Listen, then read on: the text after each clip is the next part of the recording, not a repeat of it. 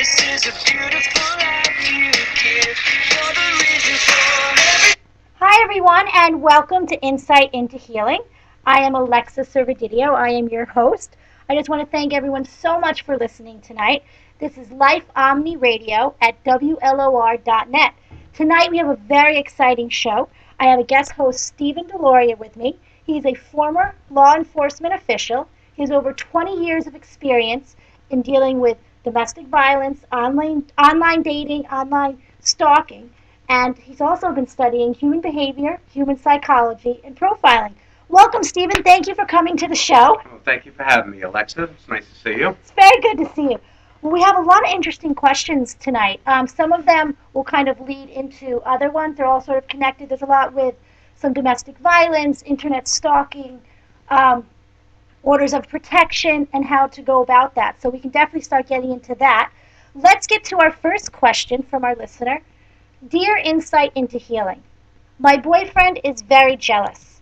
He has never hit me, but he has pushed me really hard. What do I do? I really do love him, and this has only happened once. Is that bad?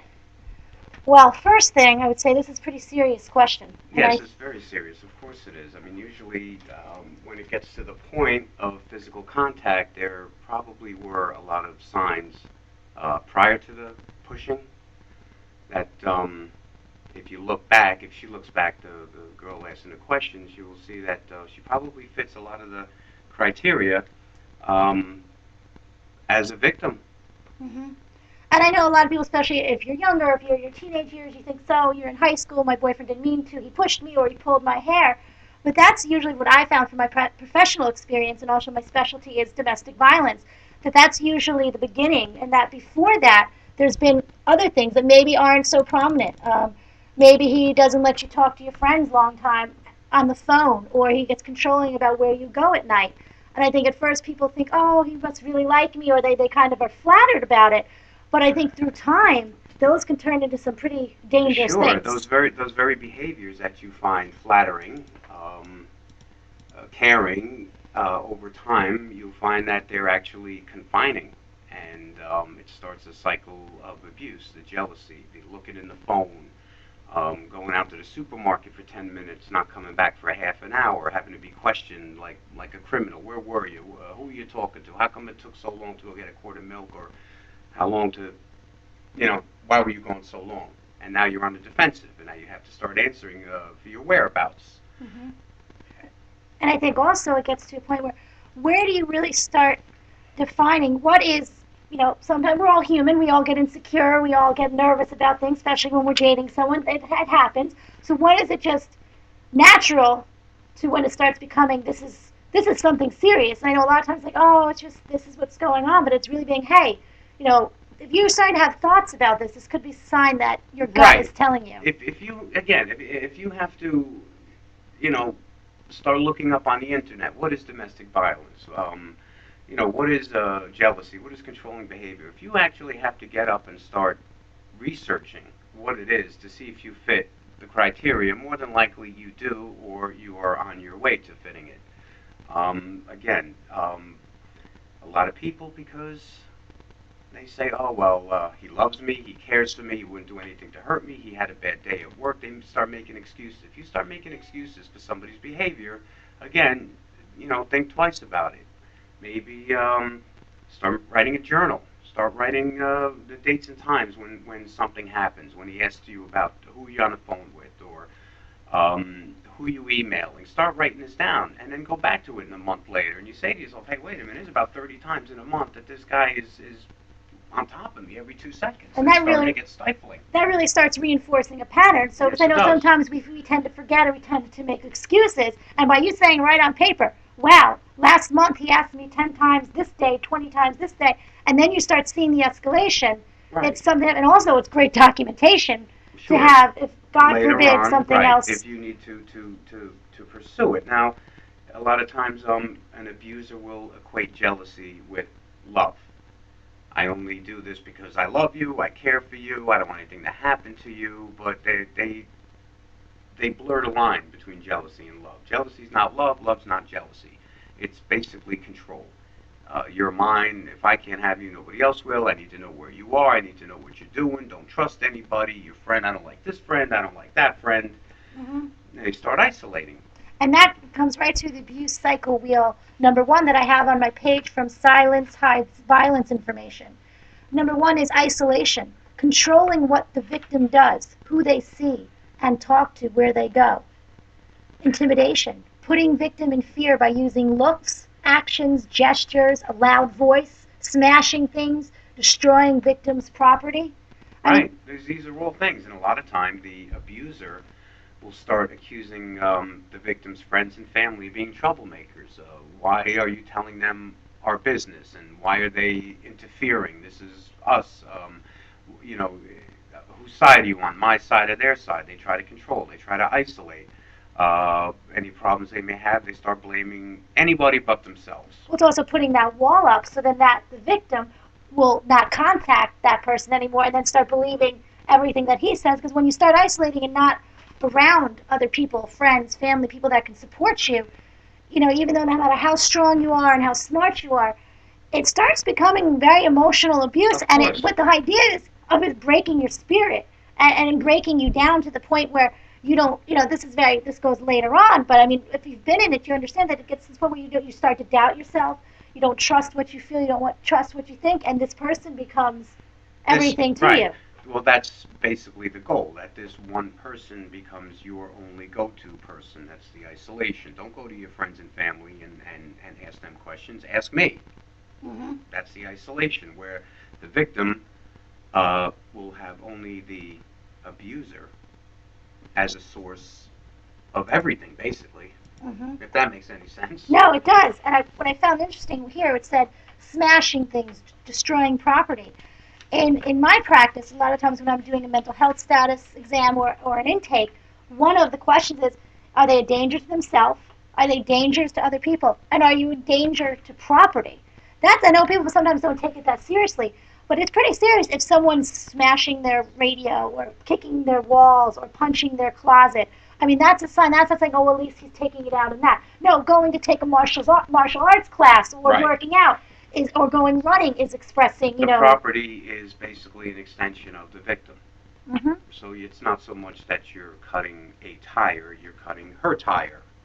Yes.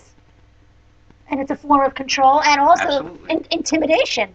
And it's something, it's also, I think, in a way that I've heard from a lot of my clients, it's almost saying that you don't matter. Your stuff doesn't matter. I even control your stuff, and I can take it from you, and I can give it to you. And in time, that becomes very part of the whole hierarchy of control. The victim's world becomes smaller and smaller and smaller to the point where you rely, the victim relies on the abuser for money, for shelter, for food to some extent. But what I'm getting at is their world becomes so small that they can't escape. Mm-hmm. Now, she said her boyfriend pushed her. All right, so really hard. Really hard. Well, you know, and also in her question, towards the end of the question, she was almost defended him that it only happened once. Well, once is too many. Mm-hmm. Have you ever seen in your professional experience, from what you know, has it ever happened really once, and then any people? It never happens once, and again, because physical contact occurs. Okay, that's not one isolated incident. All the things that happened before that, if you look back and remove yourself from the situation, you will see the verbal abuse, you will see the controlling behavior, you will see the jealousy and the isolation. He's going to hate her friends and don't go out with this one. She does this, she does that. It gets to that point of physicality. Mm-hmm. Is that right? Well, it also says here with the emotional abuse, put downs, name calling, yeah. Making the victim feel like they're crazy. Right. Mind games, making victims feel bad about themselves. You're ugly, you're lucky you have me, nobody will take care of you the way I do. Things like that. Again, the best thing to do is to just write this stuff down and keep it in a place where nobody can see it, and in about a month, revert back to it. But if you feel that it's something that's pressing, go to your local police department Mm-hmm. and speak to somebody over there. That's what they're there for. They can give you some options. They can give you, you know, again, depending on where you live, orders of protection and restraining orders, again, depending where you live, there are different processes to go through, but it all starts off by going to talk to somebody. See somebody in the police department, spend 10, 15 minutes speaking to them, and they'll point you in the right direction, whether it be a support group, whether it be filing a proper complaint. Um, Things like that. I mean, explore your options. All is not lost. Now, so if someone were to go into the police department, didn't want to make a complaint, didn't want to file anything, just wanted to know what they could do, what could happen, I mean, would somehow the police take action against this? If they had the person's name, but she didn't want to file a complaint? Well, the thing is, unfortunately, you actually need some sort of written, signed complaint in order to actually do something and issue paperwork like restraining orders and orders of protection. But you know, but this is where documentation comes in handy. Again, keep a journal. If you have any threatening phone calls, if you have notes, cards, threatening, again, emails, voicemails, anything like that that you keep, you bring to the police station. Say, look, this is what I have. What can I do? Because unfortunately, what happens is if you go down that road where you're going to file a complaint through maybe a criminal court, family court, whatever it may be, the other person is going to know about it. Now you're stuck to an extent, because now the other person is going to find out about it, and now you have to worry about retaliation. So if you're going to do something like this, obviously make sure you have the documentation, number one. But again, talking to them is free. It'll take you 10, 15 minutes of your day. You could even call them, and there are people that they can refer you to, counselors, professionals that will guide you step by step in order to protect yourself ultimately. Okay. What I found also too is when I work with a lot of victims of domestic violence, is that, well, he said I made him do it. If I wasn't coming home late from work, or if I wasn't such a horrible cook, he wouldn't have to get so angry with me. And I find that there's never an excuse for violence. There's never an excuse for intimidation like that or control. But I think it's somehow so hard for people that are on that side of being a victim that they would actually believe that. Have you had any experience with that? Well, yeah, again, the abuser will blame others for the problems. If you burn dinner, you're a lousy cook. The abuser will blame the victim for basically what amount to their own shortcomings. Someone's always out to get the abuser as an obstacle to the abuser's achievements. The victim will be blamed for almost anything. Mm-hmm. The next on the circle is economic abuse. Trying to keep the victim from getting or keeping a job, making them ask for money, giving an allowance, taking their money. That's definitely a big one. I guess if you're not out there also being around other people or being in other environments, you start after a while to think that this is the environment, that this is normal. It becomes the new normal. Which you wouldn't tolerate, say, 3 months ago, because now you're almost deadened or immune to what's been going on. You're now at a different level, whereas a normal person looking from the outside in would say, hey, this is crazy, get out of it. But what ends up happening is when you're in it, you don't see it.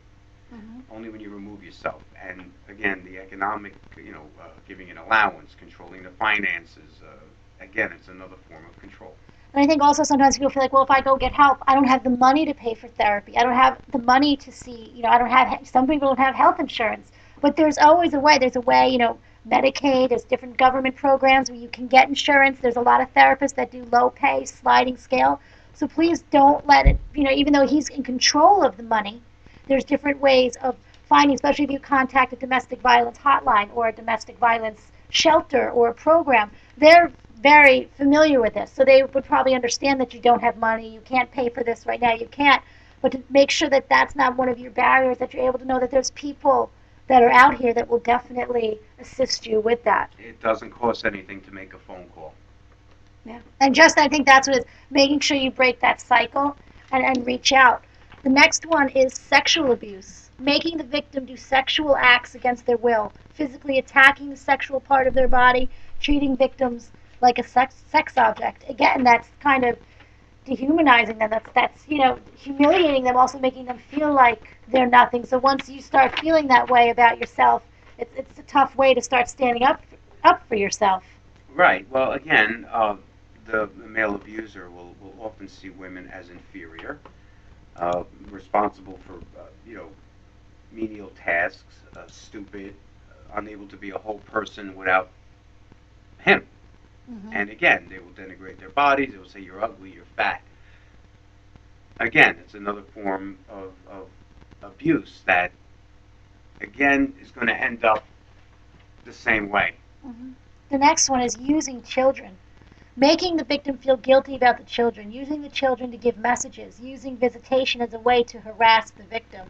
I've found that a lot with my clients, with the children, or they send messages through the children, or they say, Daddy said he's really sorry, we're all upset, we want you to come home, or this. And it's really, I mean, it's definitely a form of abuse, and it's been very hard on people to, it's your child, you want to be there, but I think it's also realizing a lot of times people say, let's stay together for the kids, they would not want to see us apart, but if your children are seeing this type of, even if it hasn't gotten physical yet, they're seeing the emotional abuse, the different power and the manipulation, and even if there's any screaming or yelling, that's stuff that really scars them growing up. Oh, sure. I mean, using the children as pawns, especially if the couple don't get along and they don't talk, and every time they talk, it ends up in an argument. Like you said, they start sending messages through the children. A lot of times, those messages aren't exactly nice, and the children maybe not realize what they're telling the other parent until later in life, and that can cause issues too. I mean, that a lot of people I find do that as well. And we're saying that. I mean, I know that we've got pretty coming down pretty hard for the abuser, but there's also help for him. But I think a lot of people say, well, can they change? I think in some point they can, but I think it's many years of therapy. I think it's not something they can do on their own overnight. Say, okay, I'm not going to do this anymore. I think it's really deep rooted what's going on. It's not that you just not a good cook, or you annoy him, or you don't clean the house, or you're not a good wife or a good husband, because you know what, it could also be the other way around, and I think that's something we're going to get to next too. But it's really funny, what is that rage from? I mean, has he seen it in his own family? Is it something they witnessed growing up? And I think until you find out where it's stemming from, and then working on the violence and saying this is something that's not acceptable. And I think also that a lot of abusers, it's only usually the person they're with that they abuse. So, I mean, yes, they've had outbursts at work and stuff, but for some reason they really just, because they feel like they know they can control that person, and they have that person under their thumb. Yeah, a lot of times maybe these guys are working in jobs they feel they should be in a better position, better paying position, and they really don't have any real authority in the workplace or outside the home. So when they come into the home, they feel that everybody has to bow down to them. Mm-hmm. Which is it's a tough one. I know we were touching about this earlier. What happens when the abuser is a female and the victim is a male? Well, that's always kind of look. It's the same exact thing, except when the male is the one being abused, you're rarely going to find a guy that's going to go into a police station and say, "Oh, my wife threw a book at me," or "My wife is controlling the finances and she's abusing me." Uh, a police department basically is a male-dominated establishment. I mean, over the past 10, 15 years, sure, it's evened out, which I think is great, by the way. But a man and his pride going into a police station, talking to another man with a black eye, saying, "Hey, look, my wife gave this to me." You got to get past all that. It doesn't matter. A victim is a victim is a victim. You go there, you talk to them.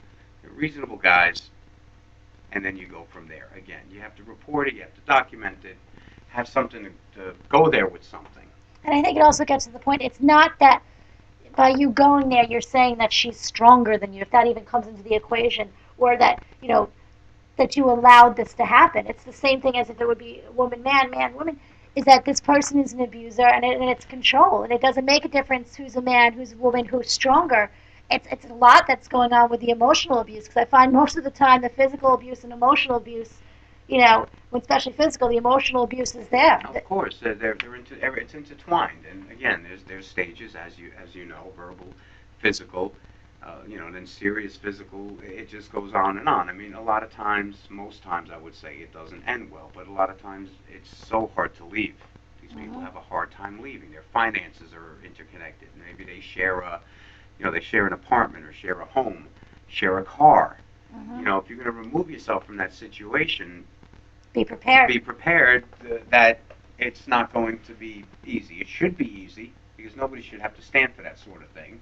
But be prepared. Maybe start saving a little bit of money. Put a little bit of money on the side, in the event that you have to go somewhere or even stay in a hotel for a couple of nights, something, just to get away from it. I think starting to collect, if you are planning, I know we've gone a little far off the question here, but it's gone to this area that if you are planning on leaving, it's something that you can prepare with. And I've prepared with a lot of women who have been leaving physically abusive relationships, making sure the documentation, any school records, birth certificates, things like that. Start taking it. Start maybe putting money somewhere else, maybe to a friend or someone you trust. Open a bank account, a different name.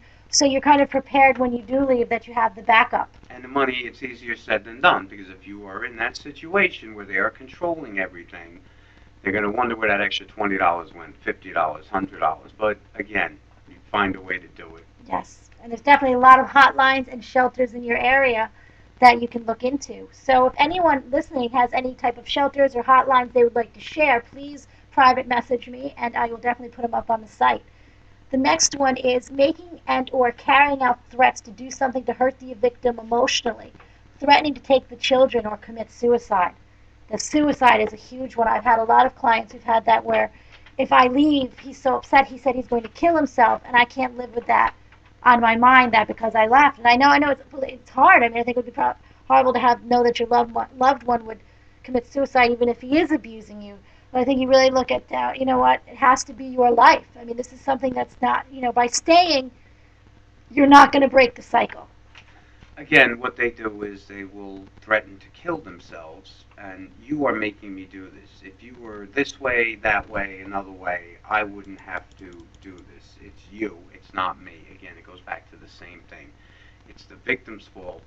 The abuser tries to, what would you call it? Psychological brainwashing, psychological blackmail, or it's your fault that I'm going to kill myself to lay guilt on that person. And I think that's what they have. They have the guilt, and they know that you're a good person, that you will take that guilt. Right, of course. And then, again, listen, everybody's responsible for their own actions. To blame somebody else for your... Listen, a lot of those threats, those suicide threats, they don't come to be. But it's just, again, it's the escalation. It's the escalation that we were talking about before. Mm-hmm. It's just one other step to control. It's just anteing it up. And I think, if this person is very serious about committing suicide, if you feel safe, maybe you should call a mobile crisis. Maybe you should call the police and say he's threatening to kill himself. Yeah. He's trying to do this. Take him to the emergency room. And what happens when the police show up? He's going to say, oh, I was only kidding? Well, you know what? She took it serious enough to call the police department. But then again, and this might be an opportunity to speak to whoever shows up about what's been going on, because, again, he will blame her for calling the cops. And hopefully he can get evaluated, and this can also be the beginning. Sure, that could be the beginning of help. Of help, of course. The next circle we have is the abuse cycle wheel 2. This is really interesting. It talks about the different stages. The first stage is tension building, then acute explosion, and then the honeymoon stage. The tension building, the batterer is usually moody, nitpicking, isolates her, withdraws affections, put downs, yelling, drinking or drugs, threatens, destroys property, criticizes, sullen, crazy making. And her response is trying to calm him, nurturing, silent, talkative, stays away from family and friends, keeps the kids quiet, agrees to withdraw, tries to reason with him, cooks his favorite dinner, general feeling of walking on eggshells. So I feel if you find that in your relationship most of the time, and this would be interesting for the listener that wrote in, do you feel like you're walking on eggshells? Well, yeah, again, if you feel that you have to tiptoe around somebody because they have a volatile temper, then, again, you should consider that, A, this is not for you, B, you need to get out of it somehow, or at least... reach for help. Exactly. And then the acute explosion, the batterer is hitting, choking, humiliation, imprisonment, rape, use of weapons, beating. And then her response is she protects herself any way she can. Police are called, her kids, try to calm her down, tries to leave, fights back, which is that's a very dangerous stage, the Yeah, of acute course, explosion. because you don't know how it could end up. It could end up put it this way, things like that more than likely will not end well. No. Something happens, it takes 2 seconds to hit somebody over the head, and you didn't mean to do it, and next thing you know, you have a big problem on your hands. And I think it's really hard when you if you feel like this acute explosion is something that, I've heard a lot of women say or men say if they're victims, when it's good, it's good, but when it's bad, it's bad. But when it's good, and the sex is really good, that there's a lot of love, it's almost kind of so much that it's so like almost being high. It's such a thrill. It's passionate both ways. The violence is passionate. The love aspect is passionate. I mean, But in a very dangerous, in a very unhealthy dangerous, way. unhealthy way, of course. I mean, when a lot of people, when they decide to either end something after going through it for a very long time, there could be 100 things that happened. They will not focus on the 98 bad things that happened. They will focus on the 2 good things that happened. And you have to say to yourself, wait, the ratio is 98 bad things and 2 good things, but I'm harping on those good things. He's a good provider, or again, but I love him. Well, you know what? That's not enough. You have to reevaluate and again decide what you want to do and how much you're going to take for the safety of yourself and your children. And I think it really goes back to you when you were saying before about the journal. This might be another thing to journal down if you can and make good pros and cons and really say, oh, on Tuesday he was nice, he bought me flowers, but on Wednesday he punched the door in. On Thursday he bought me more flowers. Yeah. Again, that's the cycle. Write It's the everything pattern. down. If you write everything down, and again you decide to seek the advice of the authorities, bring everything. They'll know what's important and what's not. Write everything down, document everything. You hand it off and say, look, this is what I have. Can you help me? And they will decide what's Yes. important. Let them decide what's important. And the other stage is the honeymoon stage, which is kind of what we were talking about before. The batter is, I'm sorry. He begs forgiveness, promises to get counseling, goes to church, AA, sends flowers, brings presents, I'll never do it again, wants to make love, declares love, enlists family in support, cries. And her response is, agrees to stay or return, take him back, attempt to stop legal proceedings, which happens so many times, and sets up counseling appointments for him, feels happy and hopeful. And half the times they won't show up to the counseling appointments. They're basically con men, is what it is. They will say or do whatever they have to say to get their way. Whether don't go to the police, you don't need to talk to somebody. Oh yeah, we'll go to couples counseling, and then the appointment never comes, or he doesn't show up, or I got tied up, or this happened, that happened. He wasn't feeling good. I got a sore throat. Any one of a million excuses not to go, and then until the next time he blows up. Let me ask you now. I know a lot of people said when it said attempts to stop the trial or stop the court proceedings or even the paperwork with the police. Has the police seen? I bet a lot of times, like they'll make a complaint, then maybe someone will take it back, or then they won't go further, and they won't press charges further. It happens all the time. They just withdraw the complaints. But there comes a point in time in the process where they I don't want to say they can't withdraw it, but it's a lot harder. Again, back to the same thing. At the risk of sounding, or risk of repeating myself, document. Get over there, speak to somebody. They will talk to you.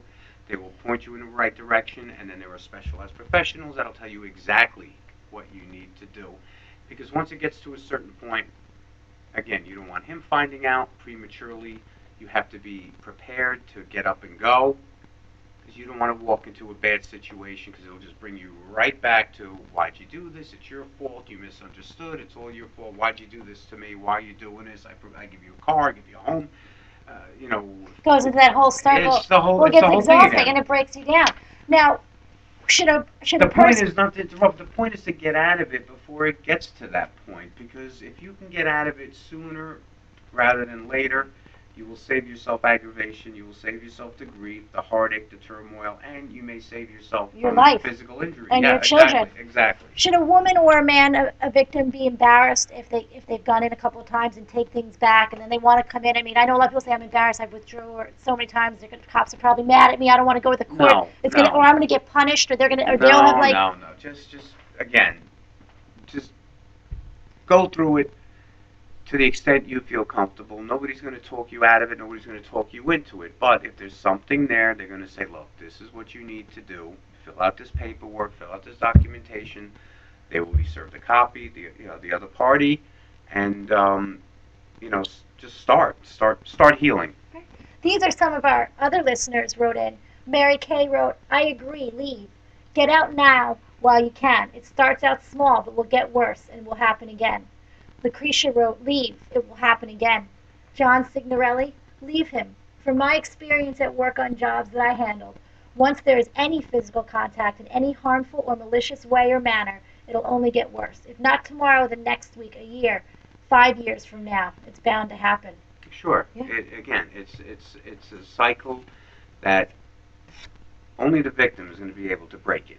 Mm-hmm. And a lot of times, the easiest thing to do is the hardest thing to do, which, to break that down, get up and leave.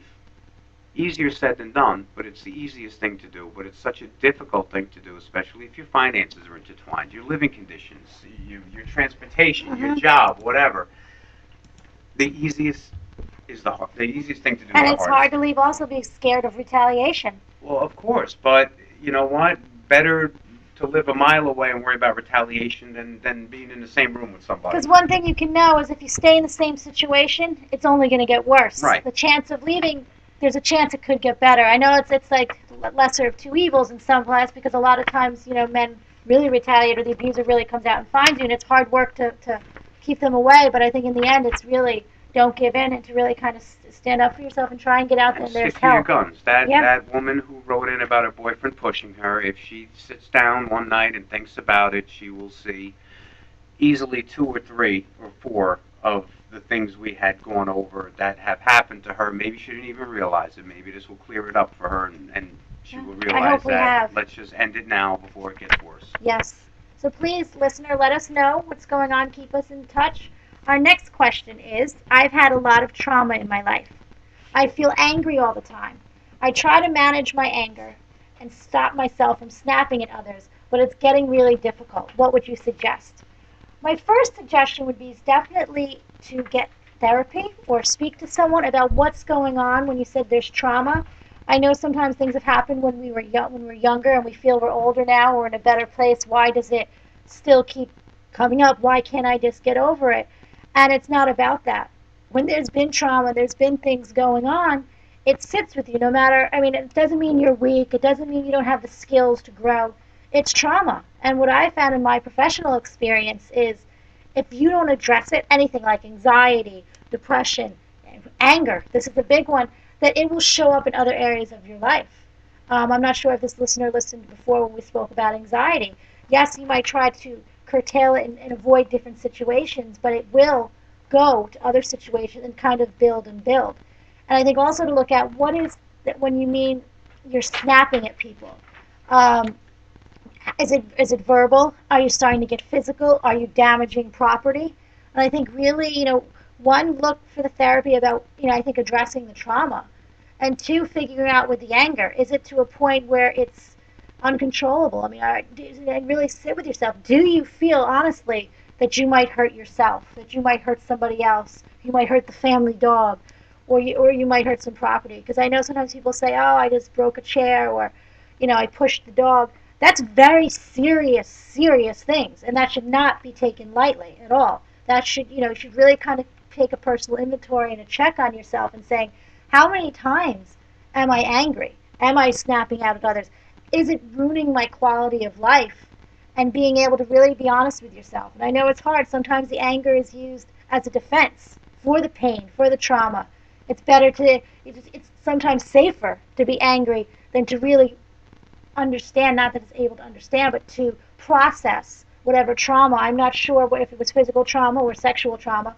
Both are extremely difficult to deal with. And I think you need some help. And I commend you that you've been trying to do this so long on your own. But I also commend you about the insight and the awareness that you're showing right now, saying it's gotten to the point. And I think that's the first step, saying, hey, doesn't feel good anymore.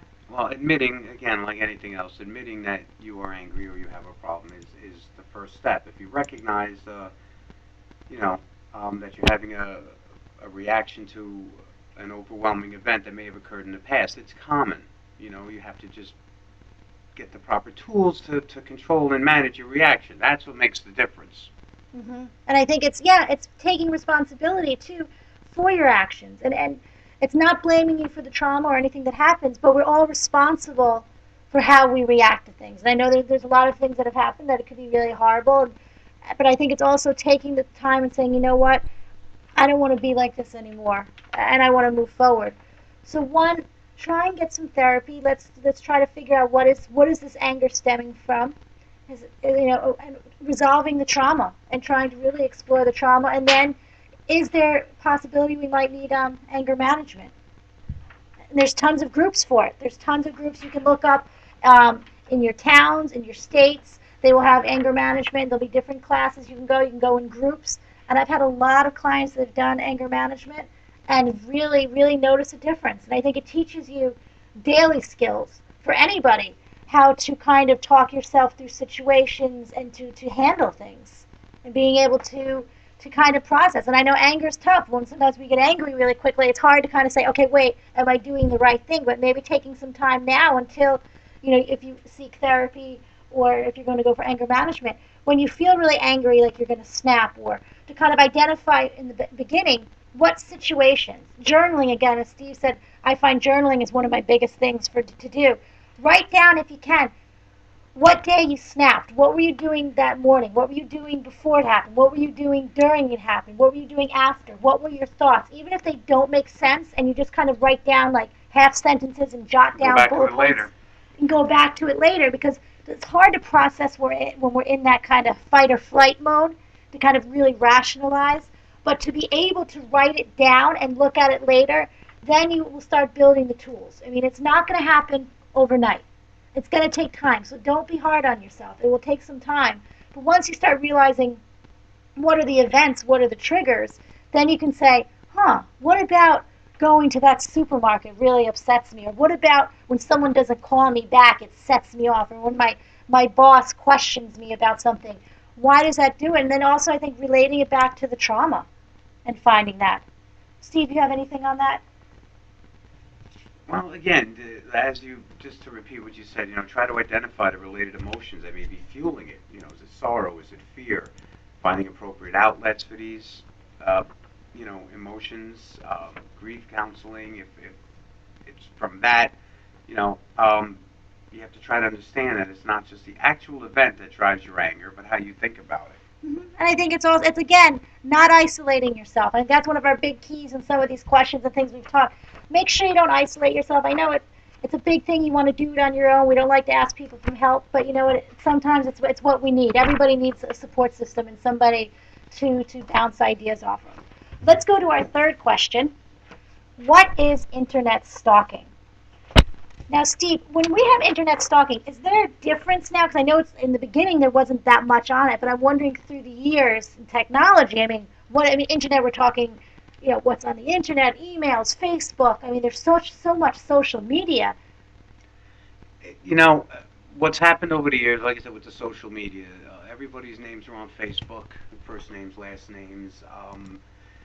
It's not that difficult for somebody to find out. Hey, look, a Google search. You spend enough time on Google, you can, and I really don't want to give anybody ideas here, but you can find out a lot of information on somebody. The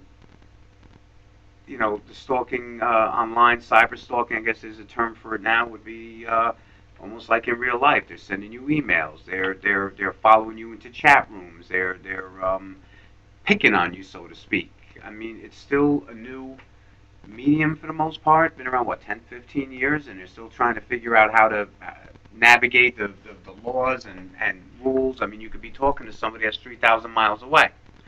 A lot of tricks they use is these people follow them around online. They see that they're online, or maybe they find them on a dating site, and then they start sending them all sorts of emails, or making false accounts. Wow. And trying to get in touch with them that way.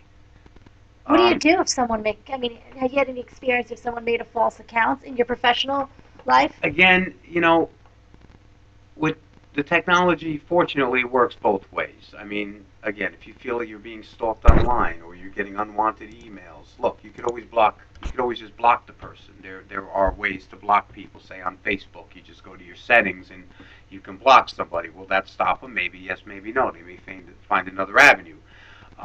When you're talking to people online that you don't necessarily know, you don't have to tell them your life story. You don't have to give them your first name or even last name. No personal information. You don't know these people. You have no idea who they are. You could think you could be talking to a 40-year-old guy, and you could be talking to a 16-year-old girl for all you know. You don't know who's on the other side of that screen. So take precautions like you would anything else. The other thing that happens a lot online is that false sense of being familiar with somebody. You may have an exchange with them over the course of a couple hours or a couple of days, and you're thinking to yourself, "Oh, this person's really nice. They're really cool. I'd like to talk to them some more. Maybe I'll talk to them on the phone." For what? There's no reason for it. Um, you keep it as it is. No personal information. Don't tell them where you live. Don't tell them what kind of car you drive. Don't tell them even what you look like. What difference does it make if this person's 3,000 miles away? Protect yourself. I think it really starts. I mean, it starts having me thinking about like on Facebook. If you really think about it, you have a lot of friends, and some of these friends you've never met, but you're sharing the most. I mean, if they're on your Facebook page, they know who your family You're is. They know sharing the where you most go. intimate details, of your lives. Your boyfriend, your girlfriend, your brother, your family, pictures. And hey, look, even if you have a small group of Facebook friends, 30, 40 people, put your settings so only they can see it because you don't know who their friends are. Not everybody knows everybody. And you don't know if somebody twice removed from one of your friends is like, oh, wow, look at that, and takes a liking to you, and next thing you Only know, you have a starts problem on your once. hands. So if somebody feels like they're being internet stalked, could they go into the police department and say, "Hey, this is what I feel"? How would they prepare for it? Is there anything that they should bring with them, or that they should? Well, again, it goes back to the same thing. It's documentation, threatening emails, text messages, instant text messages, instant messages on Facebook and other social media. If you go into chat rooms, if you go into forums, they Even make a on LinkedIn, copy. they know where you've worked and who you've worked with. Right. I mean, for every good thing that the internet has brought into our lives the past 15, 20 years, there are a lot of people out there that are predators. Even online dating. There are people that look for specific types of women. They look at your profile. They look for certain keywords that you may think are just innocent that you're putting there to attract somebody, and you have a whole other group of people that are looking Hmm. basically to harm you in some way, shape, or form. A law enforcement official once told me that a child molester, a sexual predator, could walk into a classroom out of 20 children, and he will be able to pick out the one child he can convince to go with him outside and convince don't tell mom and dad, and to manipulate him because he's so keen on how to profile which kid maybe doesn't come from a good home, or maybe is too trusting, or maybe is lonely, and could trick him into doing this. And I'm wondering, you start thinking that not that we're putting a damper on anything or want people to be too vigilant, but you really have to be careful with what's going on. Well, some of the things you can do, again, say you have a online dating profile. The last thing you want to do is put pictures of your kids up there. Why would you want that? Why would you expose them to something like that? I mean, somebody who is say up to no good. Do you really want them seeing your children? From your perspective, maybe you want to portray that you're a family person, you have kids and a dog. But you know what? The predators. I hate to put it this way, but the bad guys on the internet look at the internet almost as a menu, as a buffet. It's so much easier for them to go through 20, 30, 40 profiles, see different types of women, than it would be for them to do it on the street. Hmm. With again, to repeat, all the advantages that the internet has given us over the years, there are precautions and Yeah. safeguards. Again, keep your business your business. And this leads us into our next question. Dear Insight into Healing, I've considered online dating. I've had good and bad feedback. What are some red flags should I look for in profiles? What precautions can I take before meeting them. Again, I think what Steve just finished saying is not having pictures of your children, not pictures of your family, not pictures where there's signs of your favorite places to go. Not that you want to hide yourself, but I think it's not letting these people know this stuff about you until you really get to know them. When you meet someone face to face, you don't tell them all your favorite restaurants. Here's a picture of my mom. I have 2 kids. They look like this. Here's my dog. We go to vacation in Montauk in June. It's too much information. So I think you have to kind of see the online dating and put it in real time, that just because you guys can talk more and have more, and you supposedly see this, like what you said before, a fake familiarity, you really have to be careful with who is really behind there, and taking it as a regular dating. I've always maintained that the internet dating is like the singles bars of the new millennium. You have your picture up, you have personal information, but it's even more. You have to be even more careful, because before somebody even talks to you, they see whatever you put up there. Again, your pictures, your family, personal information about yourself. Bottom line is, you know what? If you're talking to somebody online, an online dating site, keep personal information to yourself. Don't give in to any pressure. A lot of times they'll press you, come on, let's meet, let's do this, let's do that. If they're too pushy, back away. If you decide to meet somebody, meet them in a public place. Find your own way there. Tell a friend where you're going. Tell a friend where you're going. Give them the phone. Make sure they have your phone number. Have them call you. Maybe if you're supposed to be out with this person 7 o'clock at night, have them call you at 8:30. Say whatever you have to say. You don't have to say anything. It's your phone. Answer it. Hey, you don't know this person, and check in with the person that is calling you. Let them know you're okay. A lot of times, people who appear to be, married are involved with somebody else. So beware of anyone who's like, well, I'm separated, and I'm waiting for the paperwork, and I still have to go to court one more time. You know what? You don't need it. No. You don't need the aggravation. I had a client say to me once, which was really frightening, a male client. He said before the whole internet online dating happened, that when you would go out to a bar as a man, he would talk to girls. Some girls wouldn't even talk to him. They wouldn't give him any information. He says, I meet a girl online, and she trusts me for some reason, because I don't understand the difference. At least this person actually met me, face to face, and now I'm meeting them online, and they completely trust me and have no, he goes, not that they shouldn't trust me. He goes, but it's so frightening, this false sense of security, just because they think they see my whole profile and my family and where I like to go and what my interests are. And because I said, oh, I want to get married and have 5 kids and be a loving husband. They, not that he didn't mean it. He said, but it's really frightening that they believe that first. If they don't use the same precautions as if they would have met the person on a Friday night in a restaurant or in a bar. No, they believe everything basically that's told to them, because in a way they want to believe it. Maybe they're a single mom that hasn't been out on a date in a year, and she's got the kids, and she doesn't have much free time to herself. She has a couple hours during the week, and maybe every other Saturday she gets to go out. And she may want that so bad that she's just going to ignore what is plainly in front of her. He doesn't sound that bad. Look, anybody could be anybody on the internet. I could put up a picture of anybody, and with the right type of conversation, with the right back and forth, you don't know what you're getting into. So, people don't put your pictures of your kids up there. I wouldn't even put a picture of myself up there. I personally do not online date. I've never dated online. I refuse to date online, because that's just not something I do. I prefer the old-fashioned way. Yes. I prefer hitting the bricks. It's tough, and we don't want to. We're not saying online dating is bad. No. But just be careful, and again, treat it like you would treat regular dating. Right. Take time, courting.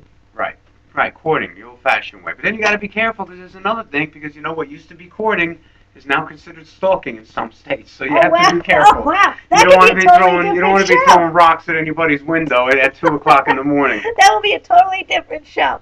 Well, let's get to our last question. Dear Insight into Healing, I just broke up with my boyfriend of 2 years. He does not seem to be taking it well. He calls me all the time, and when I don't answer, he texts me or contacts me on social media. What can I do? Would I get an order of protection? Again, it depends. first of all, the fact that you broke up with him, you know what? Good for you.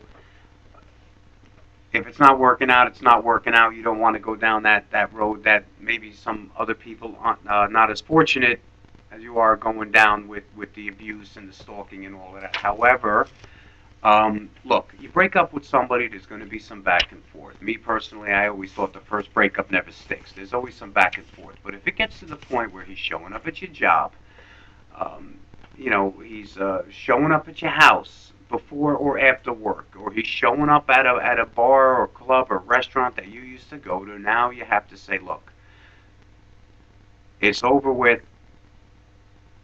This has to stop.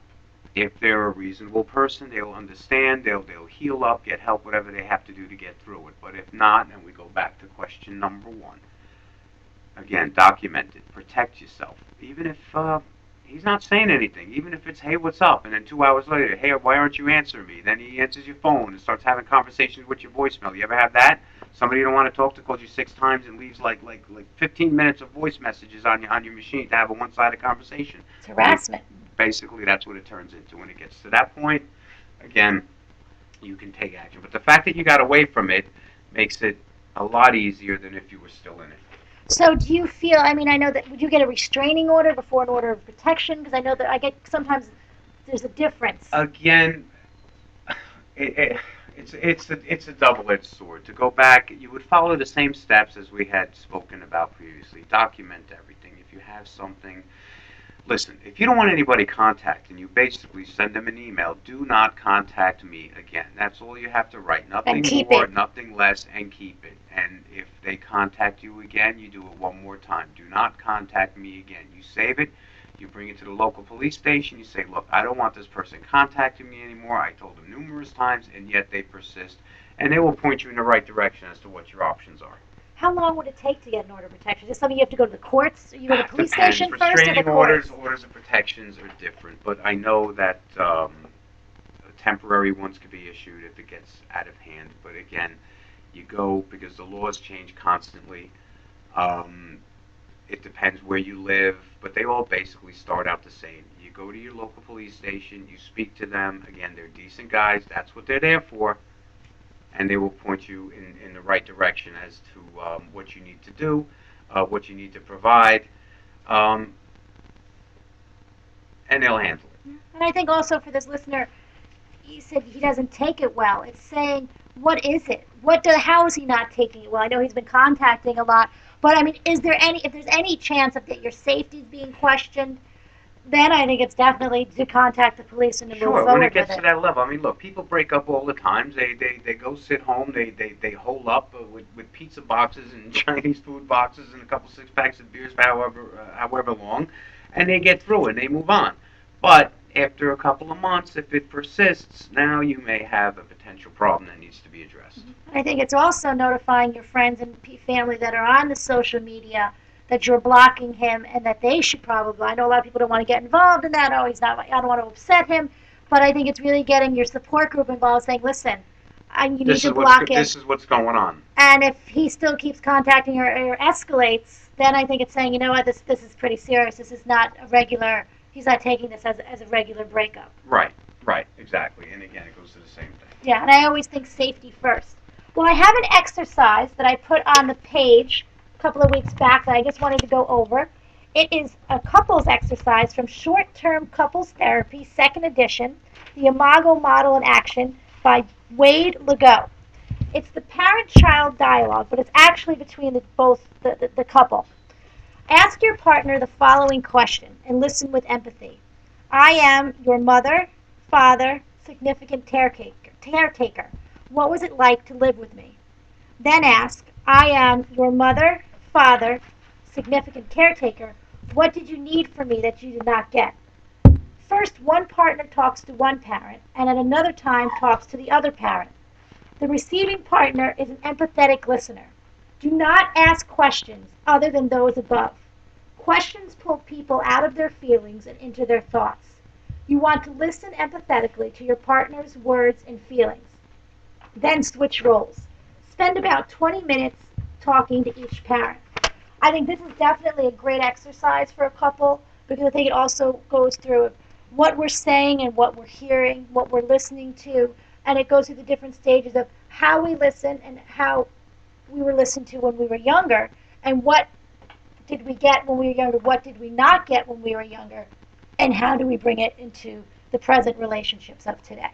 So please, listeners, if you want to put any feedback on the Facebook page, you can definitely let me know how that's going. Any questions you can send to insightintohealing@gmail.com, or you can private message me on Facebook at insightintohealing.com. This is Life Omni Radio at WLOR.net.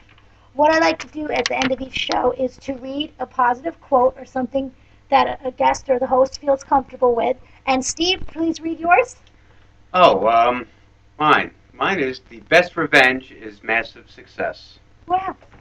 Mine is walk away from anything or anyone who takes away from your joy. Life is too short to put up with fools, by an unknown author.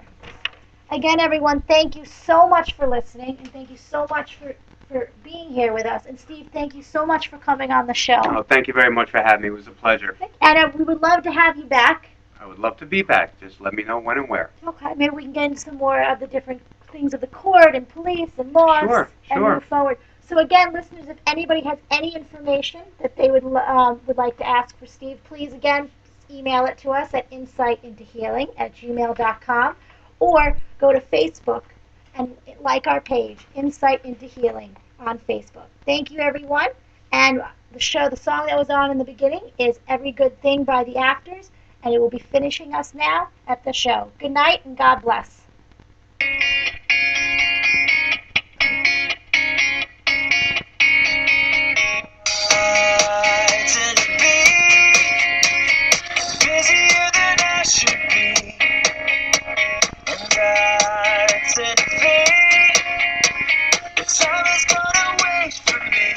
Sometimes I forget and take for granted that it's a beautiful life we live. I don't wanna miss the moments like this. This is a beautiful life you give. You're the reason for every good thing, every heartbeat, every day we get to breathe. You're the reason for anything that lasts, every second chance, every night. Life is so sweet. You're the reason for every good thing, every good thing, every good thing, every good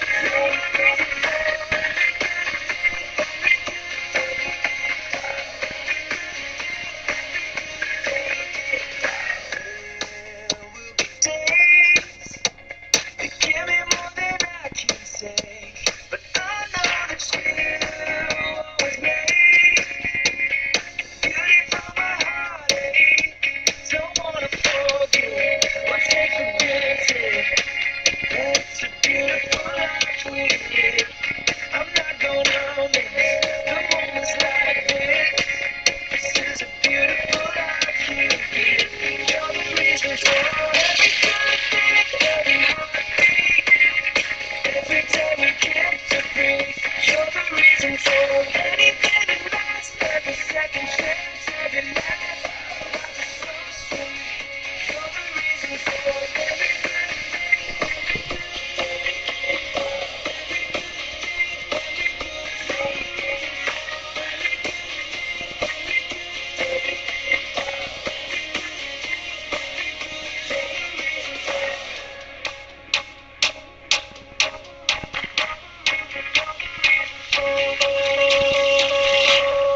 It's our family, it's our friends, it's a feeling that I get when I see my children smile. The reason for